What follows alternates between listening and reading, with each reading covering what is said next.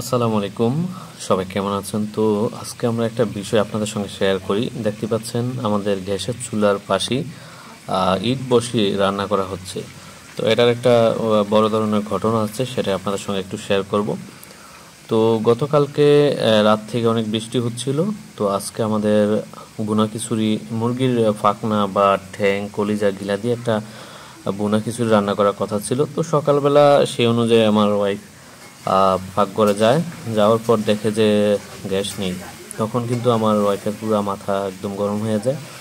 কারণ এখানে প্রায় আমরা ৬-৭ জন মানুষ, সকালবেলা রান্না বান্না হবে বা আমরা খাওয়া দাওয়া করে অফিসে যাব, আমার মেয়ে স্কুলে যাবে। তো সেই অনুযায়ী সে যখন এই অবস্থা দেখলো, তার মাথা পুরো নষ্ট হয়ে গেল। তো সে তাৎক্ষণিক কি করবে চিন্তায় পড়ে গেল।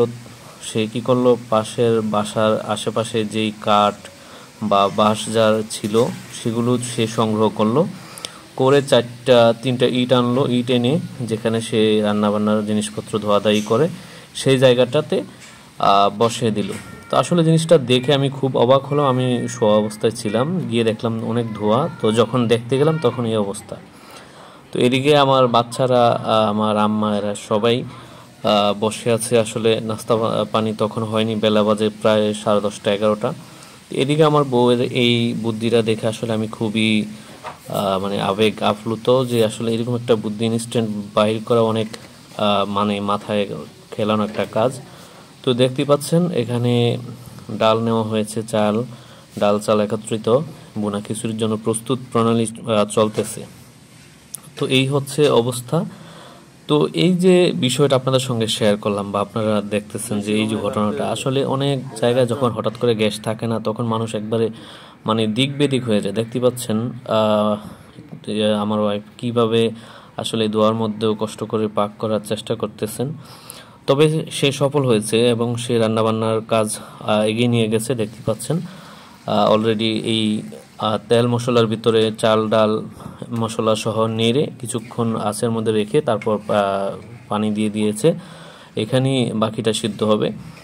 তো এই যে ইনস্ট্যান্ট যে বুদ্ধির কথা বললাম, সেটা কিন্তু অনেক সময় সবার মাথায় কাজ করে না। আসলে তখন হয়তো অনেকে হোটেলে যায়, বিভিন্ন রকম খাবার কিনে আনে, ইনস্ট্যান্ট খাবার কিনে এনে সবাই মিলে খায়। সেক্ষেত্রে কিন্তু অনেক টাকা খরচ হয়। তো আসলে আর একটু বুদ্ধি খাটাইলেই কিন্তু এই যে আজকে আমাদের অনেক টাকা খরচ হয়ে যেত, কিন্তু সেটা তার বুদ্ধির কারণে আসলে জিনিসটা সেভ হয়েছে এবং সবাই সুন্দর মতো খেতে পারছে। তো দেখতে পাচ্ছেন এই যে রান্নাটা চলতেছে, তো সে কারণে সাময়িক কিছু লাইট অফ করে রাখা হয়েছে, যেহেতু অনেক ধোঁয়া বের হচ্ছিল। ধোঁয়ার কারণে একবার ঘরে থাকা যাচ্ছিল না। তো কি করার, যেহেতু পাক করতে হবে সেক্ষেত্রে এটা একটু মেনেই নিতে হবে।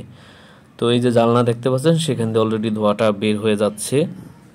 এদিকে খিচুড়ির পাক শাকটা অনেকটাই এগিয়ে এসেছে এবং প্রায় 70% হয়ে গিয়েছে। তো এই হচ্ছে অবস্থা।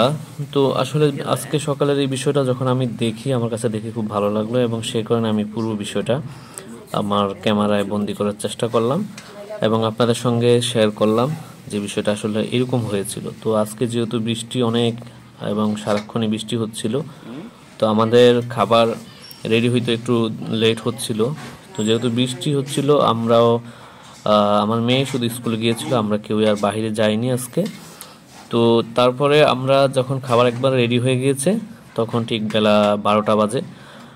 এই যে দেখতে পাচ্ছেন এখন কিন্তু ঠিক বেলা 12টা বাজে, আমরা সকালকার নাস্তা খেতে বসেছি। তো যাই হোক, আমাদের চিন্তা ভাবনা ছিল যে নাস্তাটা যতটুকু খাবার খাবো রাতের জন্য হয়তো রেখে দিব।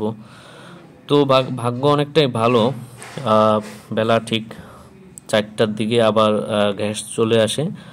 আর রাতে রান্নার বিষয়টা আল্লাহর রহমতে সেরে যায়, কোনো সমস্যা হয়নি। তো সবাই আমার ভিডিওতে লাইক কমেন্ট শেয়ার করবে।